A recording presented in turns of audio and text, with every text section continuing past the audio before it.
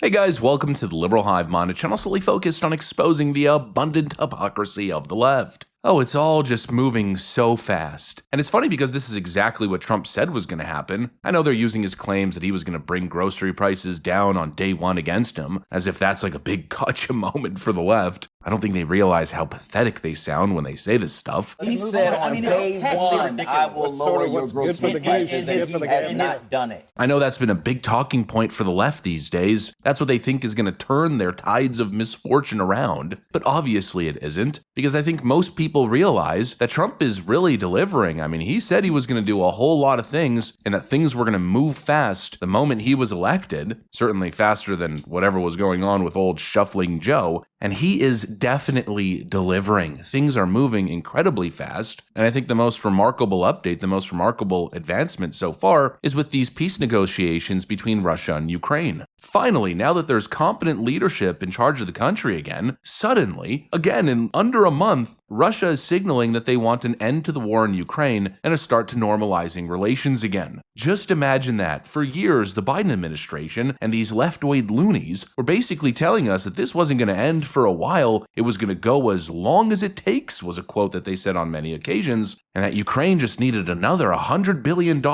We just got to keep funding this thing. What, for the next 20 freaking years? It felt like there was no end in sight. They kept saying that Vladimir Putin and Russia had to be defeated. That was the only way, because he's a crazed madman who wants to conquer all of Europe, and he must be stopped, and he was unwilling to have real peace talks. There was no chance at diplomacy working, was essentially the argument that they were putting forward. And now, boom, less than a month in, a high-level Russian delegation, including Foreign Minister Sergei Lavrov and Kremlin aide Yuri Ushakov, just landed in Riyadh, Saudi Arabia for direct talks with U.S. officials with the main goal of being the normalization of relations with Washington. It seems as though the Russians want peace, and it might be actually happening. Let me show you guys exactly what's going on. We got some stuff to get into, so let's roll the tape. Alright, so this is what inspired the video. This popped up on my team earlier, and it's got 37 million views as I'm recording this video. Mario Nafal writes, breaking, Russia's Lavrov arrives in Saudi Arabia for US talks on Ukraine war.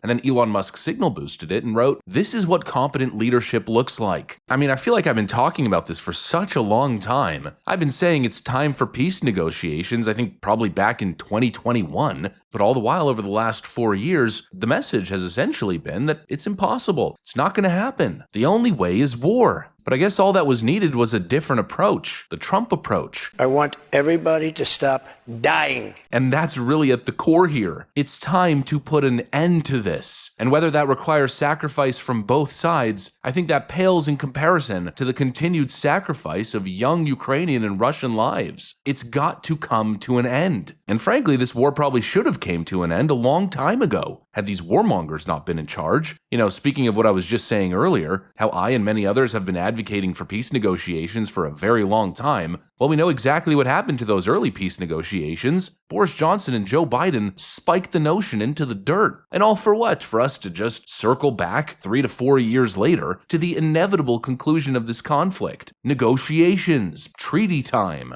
In other words, hundreds of thousands of lives were lost, villages and cities were razed to the ground, just for us to come right back to square one. And if you think the warmongers have stopped, well, you got a whole other thing coming, because following this news that there would be negotiations between the Russians and the Americans, your typical EU warhawk leaders had their own little meeting, and apparently this is what came out of it. And I'm prepared to consider committing British forces on the ground alongside others. Keir Starmer declaring that he's prepared to commit British forces on the ground. I mean, who does this guy think he is, Winston Churchill? But let me tell you, Mr. Starmer, you aren't that guy. And this isn't the same conflict. I mean, for Pete's sake, they've milked Ukraine dry. They've milked the Ukrainian military dry, not to mention European and American taxpayers dry. And now that there's finally possible light at the end of the tunnel, this is the signal we're getting from European leadership? I mean, you would think that they'd be happy, but instead he's talking about sending boots on the ground in Ukraine. That's completely insane. That's an escalation. That's the opposite of what is needed here, but I think most importantly, what people want to see. And that's an end to this conflict and an end to this plundering of American and European wealth. Don't take it from me, the numbers are very clear. Look at this trend line here. U.S. support for Ukraine is too much. Back when the war began, back in February of 2022, it was just 7%. up like a rocket ship. My goodness, up now in February of 2025 to 41%.